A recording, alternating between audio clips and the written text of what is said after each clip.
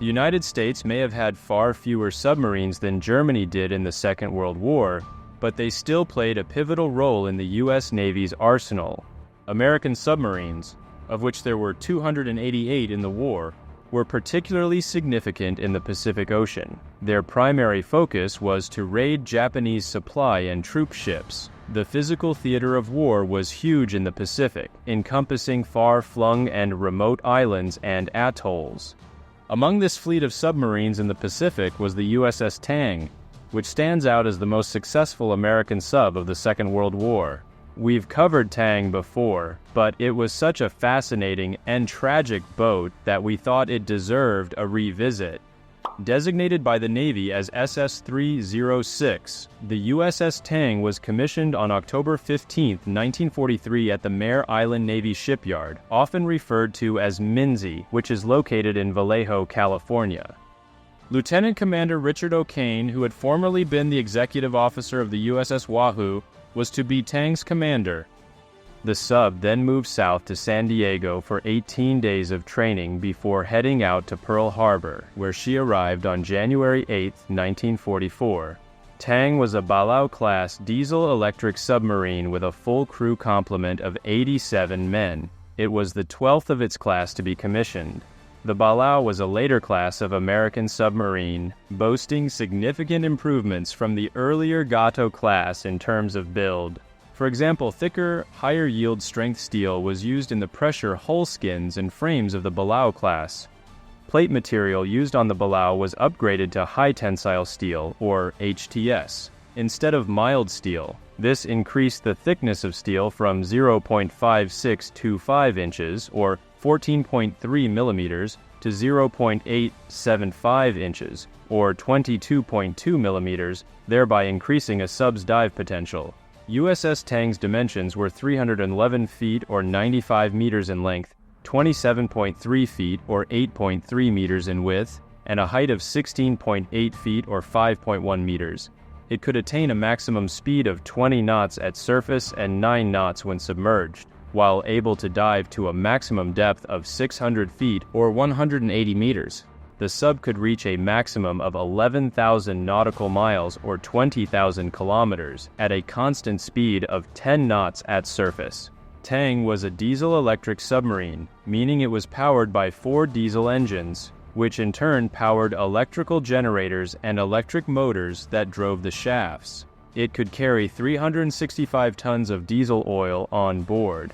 In terms of armaments, it would have boasted 6 21-inch or 53-centimeter torpedo tubes at the bow and 4 identical tubes in the stern, with a maximum capacity of 24 torpedoes. It also carried a 5-inch 25 caliber deck gun. These deck guns were similar to those used on battleships and cruisers, but built with corrosion-resistant materials. They also featured power-operated loading. The sub was also fitted with SD air warning radar and SJ surface search radar. Importantly, just like the earlier Tambor or Gar and Gato classes, mines could be substituted for torpedoes in Balao-class submarines. For every torpedo, 2 Mk-10 or Mk-12 mines could be loaded instead, meaning that Tang would have had a maximum capacity of 48 mines if needed. However, subs typically carried far less mines than that, with the largest minefield ever laid by a Balao sub being 36 mines. Have you ever wanted to expand your World War II knowledge? Well, we have an exclusive community of like-minded individuals to enjoy and discuss history with. Just click the first link in the description or in the pinned comment to join. Thanks, and now let's get back to the story. Tang ventured out of Pearl Harbor for her first patrol on January 22, 1944. She was to patrol the Caroline and Mariana Islands in the western Pacific Ocean and to the north of New Guinea. The Mariana Islands chain would be famous for the particularly fierce fighting between the United States and Japan during the war.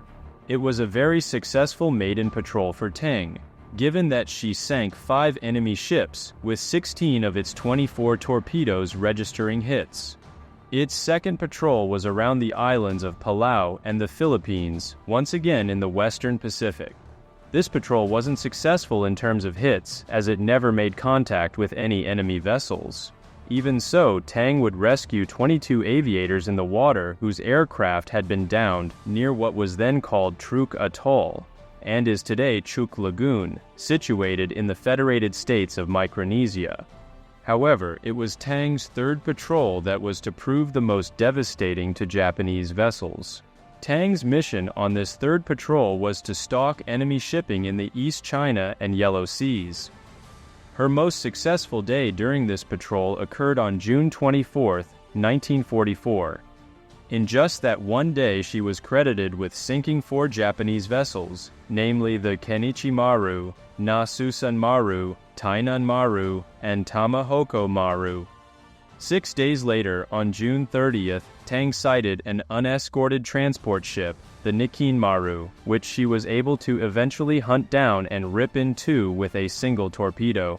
The transport ship sank, with approximately 3,200 Japanese soldiers on board going down with her. One has to wonder what the Japanese were thinking in allowing a transport ship with thousands of its soldiers on board without even a single warship to escort it. How could Japan allow that? July 1st would see more action for Tang. She first sank the freighter Taiyun Maru No. 2, and would later that same day track down and eventually sink the tanker Takatori Maru No. 1. July 4th would see even more action for the Tang crew, as they celebrated Independence Day with a submerged attack on the Japanese freighter, the 6,886-ton cargo ship, the Asakazan Maru. A further successful hit happened that afternoon when Tang sighted and sank the Yamaoka Maru, another cargo ship of similar size to the one sunk that morning. The night of July 5th would see the successful sinking of yet another Japanese cargo ship, this time the Dori Maru. In total, the third patrol of USS Tang would successfully sink 10 ships with 39,160 tons of enemy shipping being sent to the bottom of the Western Pacific. Her fourth patrol lasted 6 weeks, and although not as notable as her third patrol, was still a successful one. This patrol found Tang in Japanese waters right off the coast of Honshu. Her successful hits included a large Japanese freighter on August 11th, a Japanese patrol yacht on August 14th, and a 225-foot patrol boat on August 22nd. The next day, August 23rd, would see its biggest success during this fourth patrol. On that day, Tang fired 3 torpedoes at a transport ship, the 8,135-ton Tsukushi Maru, with 2 of the torpedoes successfully hitting their mark. The large transport ship quickly sank to its watery grave. This time, we have no idea how many Japanese soldiers went to their death. Her fourth patrol concluded with the sinking of an enemy tanker and an escort ship on August 25th.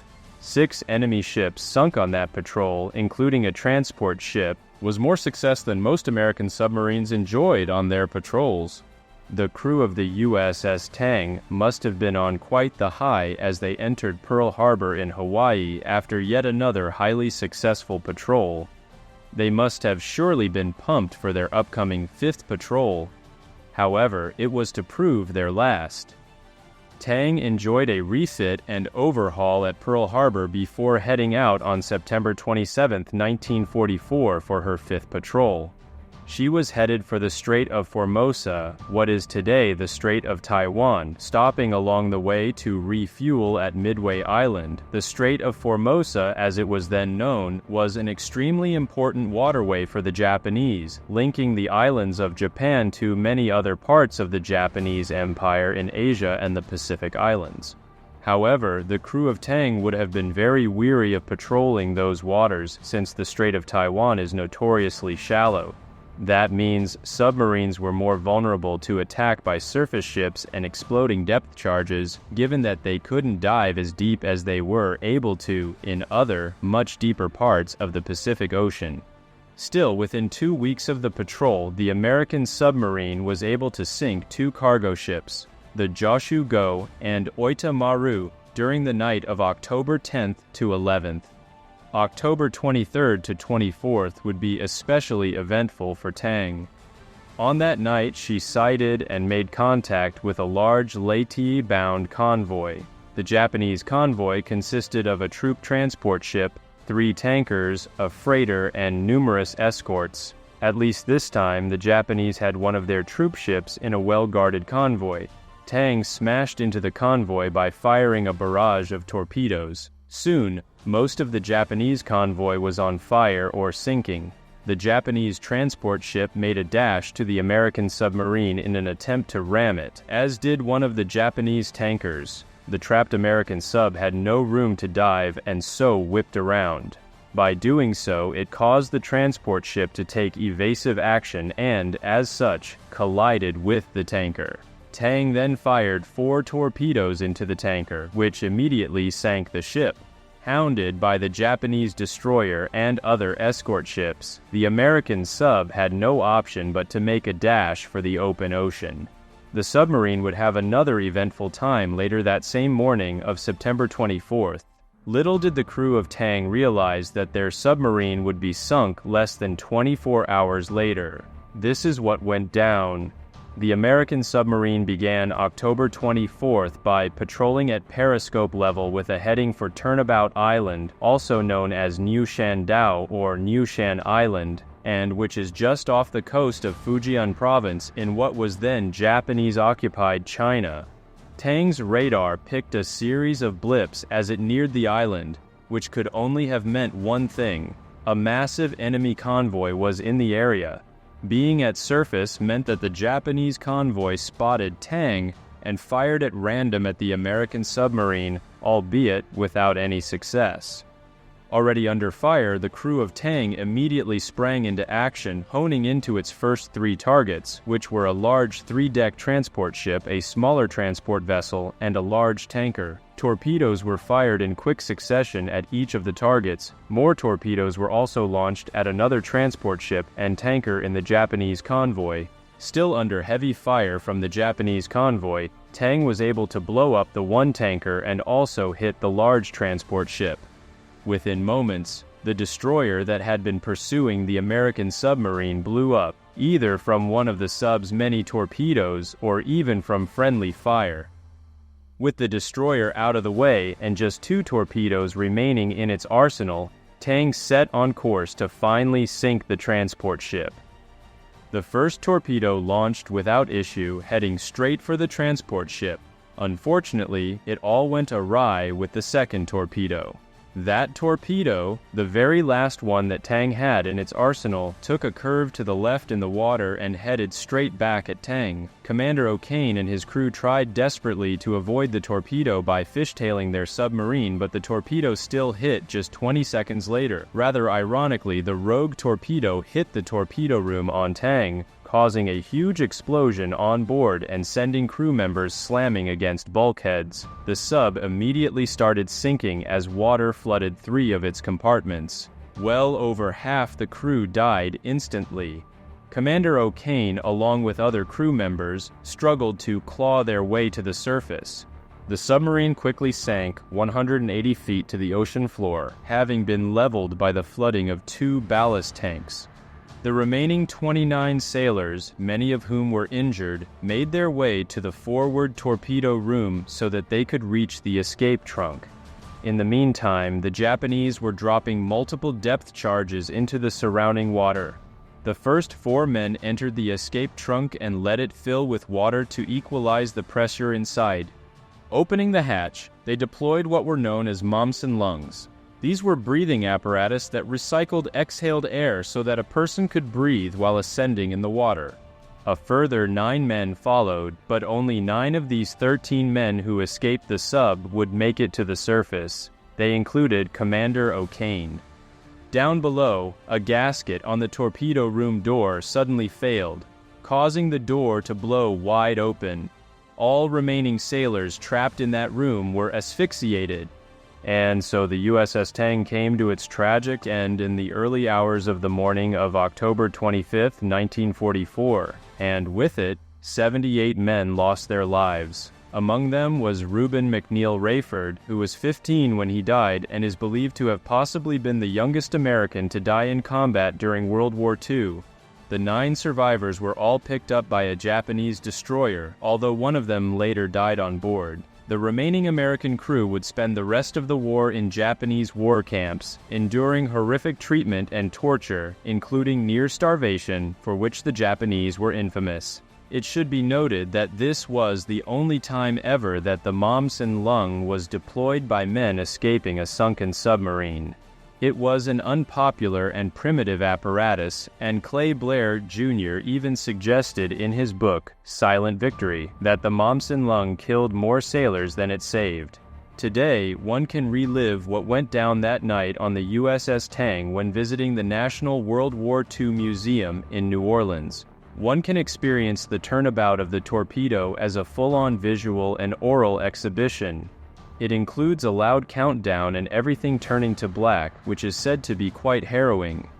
According to the museum itself, the Tang experience is based on an actual World War II battle that resulted in loss of life and may be too intense for some visitors. Viewer and parental discretion is advised.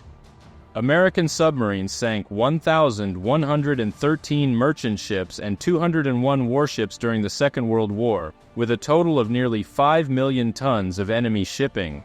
However, 52 submarines and 3,505 submariners would be lost in the effort. Among them was the USS Tang, the most successful American submarine and one whose crew did not deserve the horrific ending it suffered.